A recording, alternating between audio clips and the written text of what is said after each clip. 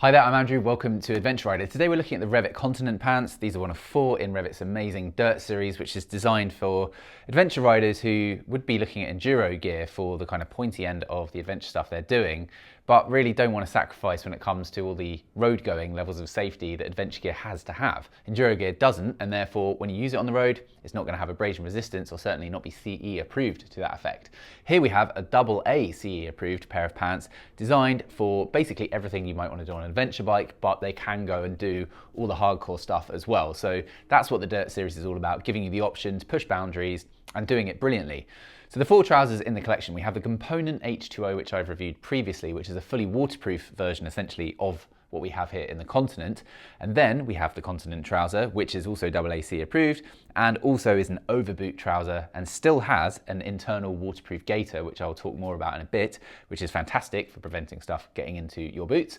But the majority of it is not waterproof. So it's a sort of lighter alternative to the Component. And then moving on from this, we have the Peninsula, which then goes to an in-boot AAC approved offering that's a great weight for spring and summer in the UK, but not waterproof at all. And similarly, the Territory is definitely not waterproof. It's super duper lightweight, and that is the one for really places abroad, I would say, more than the UK in terms of also being an in-boot lightweight trouser. So something for everybody, wherever you're riding, whatever you're doing.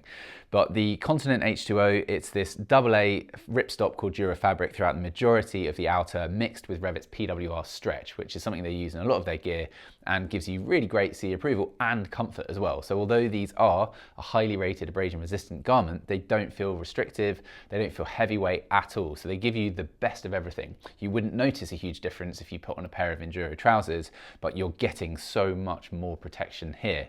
You're also getting level 1 CE approved armor in the knees and in the hips included in the price of $289.99. You can take out the armor if you want, and that is partly the idea, especially in the knees, is that you could team it up with something like Rev'it's level 2 CE approved knee armor, or you can go for full-on mechanical knee braces and this will fit neatly over it. It's designed with that wiggle room in mind to give you the absolute highest levels of impact and abrasion resistance for when you need the absolute highest levels of both for the kind of adventure riding that you are doing.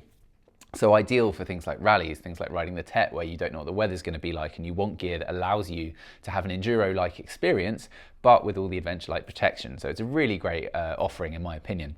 So the gaiter is one of the key things that I love about items from Rev'it's Dirt series, and I wish more brands would use gaiters in their gear.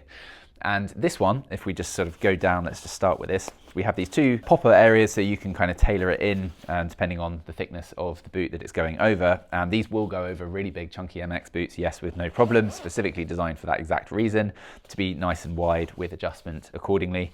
So as we pull this up for a moment, you see here, this is a waterproof gaiter. It has the rubberized grip that you also find on the inside of the waist section to keep things in place. And that goes over the boot as well, but that goes over it forming a really, really tight seal so that all but the most extreme of squirts coming from underneath from a puddle or a water crossing is going to make its way through. So that grip's really tight, allowing this then to go over it as a secondary barrier, but making it not so tight so that you can't move around or that it pulls the